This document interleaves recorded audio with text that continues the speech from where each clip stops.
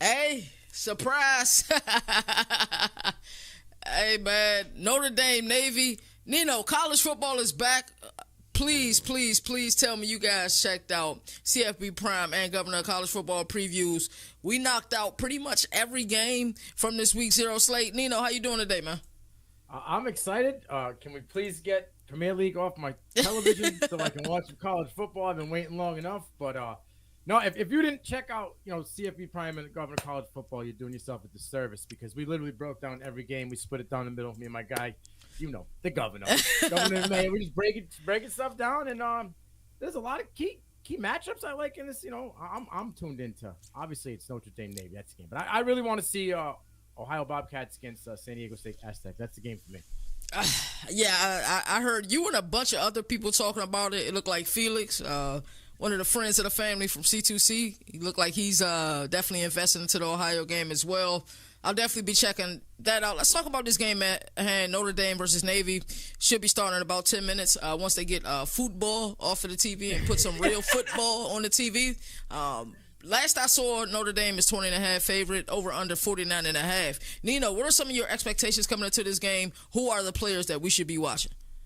Okay, so, new head coach, Brian Newberry. I mean, he's not new to the team. He's new as the head coach guy for Navy. Obviously, Kenny N's gone.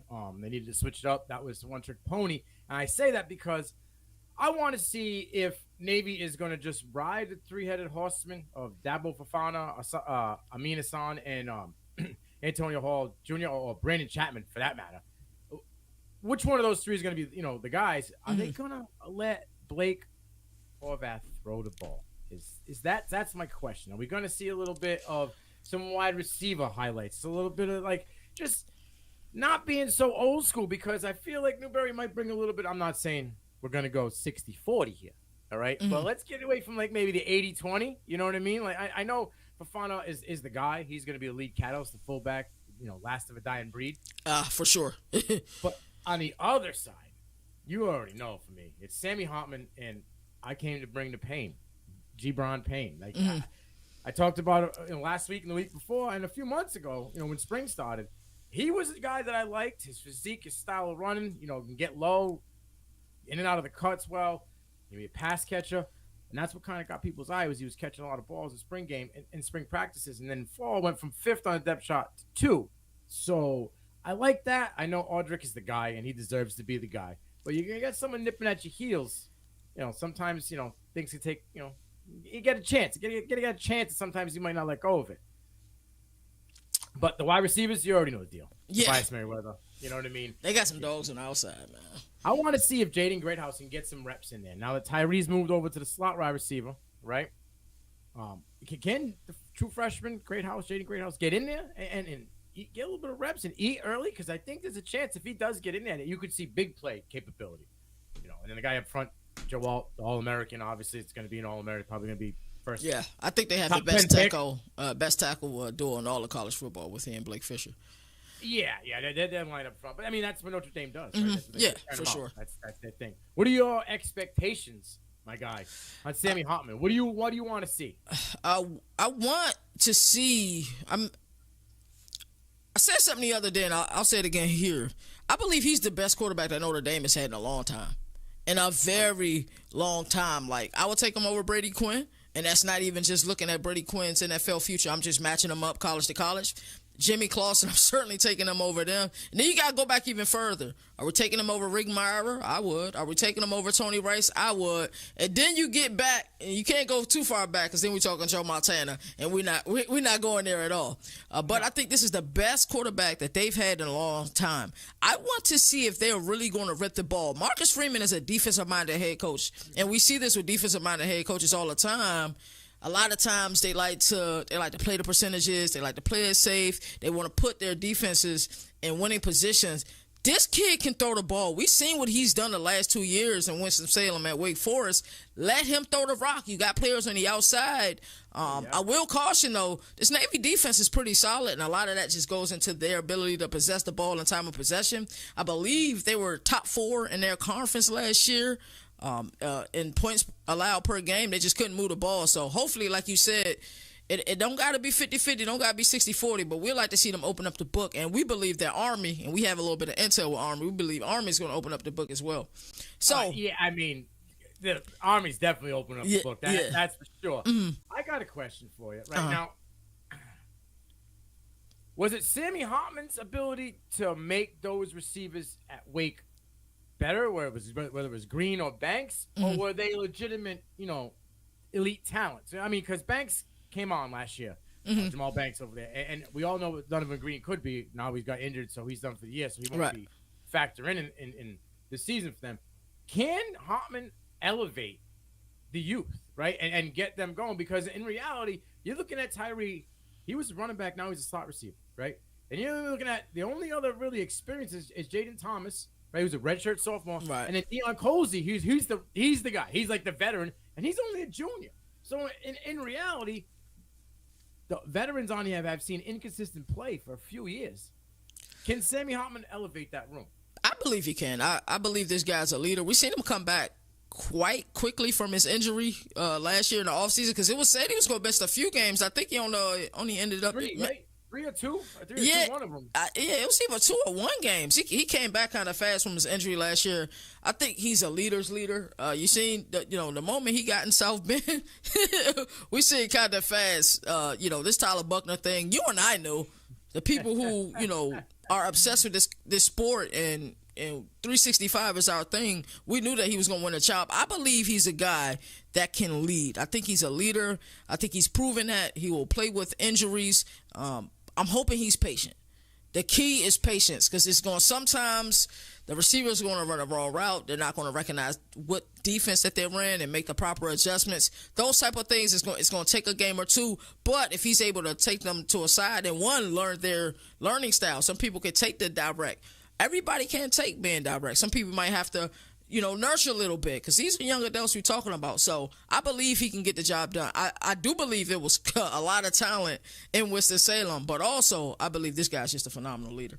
Yeah, I mean, look at the leadership. I posted on CFB Nation on Twitter about how the fact that he got NIL deals, and the first thing he did with his NIL deals was spread it out to the team. They got Beats headphones. He got to give them all gold headphones for the flight over to Dublin, and then he got a deal with Under Armour, and he gave them all. Every guy on the team got the new cleat from Under Armour. I think it's like the Speed something one. So I mean, he's not just trying to be that guy that's raking in all the dough, get the big NIL money, and a new guy on campus.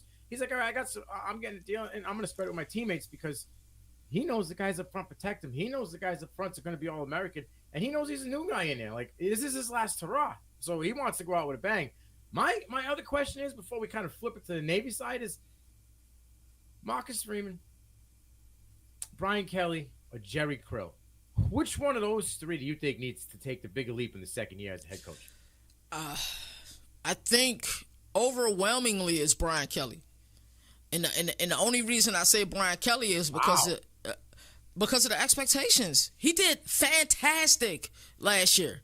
Absolutely. So he's got to take a bigger leap? The bigger leap would be what? The playoff? It has to happen. If you look at, people that we respect in this community, LSU name is in there quite often. I think it's college football playoff or bust for them. With Notre Dame, though, yeah, I really do believe that. I'm with it. Yeah. I think I got him in the natty. So it's like, I'm just to hear it from somebody else. Right. Right. It is. That's crazy on the. That team is talented. Who's Alabama quarterback right now? We don't know. Well, that was the other thing I wanted to say was Tyler Buckner went there to go be with, the old coach. And now there's rumors that they haven't even named a QB1, that they might not name a QB1 until after week 3. They're going to kind of rotate him through. So what does that say for Tyler Buckner? Yeah. And, it's just, it's kind of crazy. But now I'm reading, and shout out to my guy, Jay Crane. He's a dude, a friend of ours, friend of the show, friend of CFB Nation and Toads Titles. He said that Notre Dame goes 11-1 and misses the college football playoff. I can see it happening. That would be phenomenal. But I don't want to say that to not say that.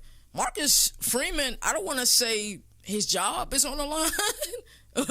But you're gonna have to perform this year. Losses at Marshall ain't gonna happen. Almost losing to Navy last year and Annapolis Maryland last year. That cannot happen. It just simply can't happen this year. So those have to be blowouts. So for Navy, I think Navy could possibly cover the spread. Just because I think if they can have some long drives, in order for them to cover the spread, more importantly, to have a chance and win the game, what must they do, Nino? Notre Dame? Navy, I'm sorry. Run the clock. Like, you have to for Navy to win the game, you need long drives, 10, 12-minute drives, where it's like 13, 14-minute plays. You're just eating the clock. You're getting 3 yards of play, 3.5 yards. You're just getting it. You play action, you move the chains a little bit to make up for those negative plays. You know what I mean? But that's the only way. You got to keep Notre Dame off the field. But the problem is yes, Notre Dame has lost some defensive talent. Fosse's going to the NFL. But you got Jean Baptiste coming in from Ohio State. Ohio State ain't recruiting chumps. You know what I mean? Right, He just couldn't get on the field, and it wasn't his time, so he went somewhere else. So he's going to be eating. You got the guy that's been eating for a few years there, J.D. Bertrand and Jack Kaiser. Both of those guys are linebackers. Kaiser plays the rover. We all know that rover position. Right. They're all over the field. And 6 players with a PFF grade are 70 or higher. That's what I'm saying. So those linebackers and those DNs are going to be getting downhill, right? Which is the exact opposite what Navy needs to see, because Navy's going to face stacked boxes. Can the new coach, OC, and QB all utilize that and maybe run some play action to keep Notre Dame honest? I don't know. There's the only way win the game. It'd be very difficult to stay under the spread. You'd have to one side of the field for at least a half to be able to stay in contention. But I don't know. Sammy Hartman's got a house. Yeah, Hartman can spread the ball around. I think first quarter we're about to see very soon. I think that they're gonna run the ball. They're gonna pound the ball down Navy's neck, and let's see what you guys got. And if you let us run the ball and let Sammy get comfortable, that second half can get real ugly real fast. And they're in Ireland. They don't want to put on a show. Shout out to everybody in the chat. We truly appreciate you being here. We are CFB Nation, partner with the T2T Network. Make sure you guys search Toilets the Titles. Go ahead and subscribe to them. Subscribe to us as well. Both companies upload every day. We're putting out content every day. We are the premier college football platform. Please check us out. It's 2:31. We about to go ahead and send you out to Dublin, Ireland, to Aviva Stadium for the game. Nino, let me get your prediction, your score, and just let me get your score. I'm going to go with Notre Dame for the W. Give me, like I said, I think the second half is going to get ugly if Navy can stay in it in the beginning. They're in Ireland. They're going to want to put on a show.